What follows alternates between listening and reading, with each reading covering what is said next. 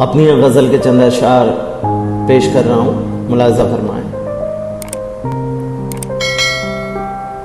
تیرے سارے عاشق تیری زیبائی سے پیار کریں گے، تیرے سارے عاشق تیری زیبائی سے پیار کریں گے، ہم جیسے دیوانے روح کی گہرائی سے پیار کریں گے۔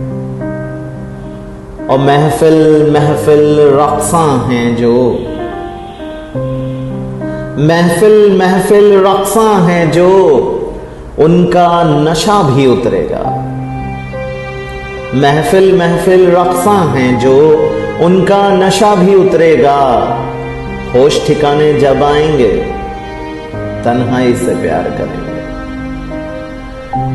ہے اس میں نقصان بہت لیکن یہ ہم نے ٹھانی ہے اس میں نقصان بہت لیکن یہ ہم نے ٹھانی ہے، جھوٹوں کے اس شہر میں بھی ہم سچائی سے پیار کریں گے، اور جس کے ہاتھوں زخم ملے وہ جان ہماری جان ہے، وہ جس کے ہاتھوں زخم ملے وہ جان ہماری جان ہے، وہ اس سے کہہ دو ہم زخموں کی ترپائی سے پیار کریں گے، اور اس کی جیت کو دیکھ کے طالب دل یوں خوش ہو جاتا ہے، اس کی جیت کو دیکھ کے طالب دل یوں خوش ہو جاتا ہے، اس کے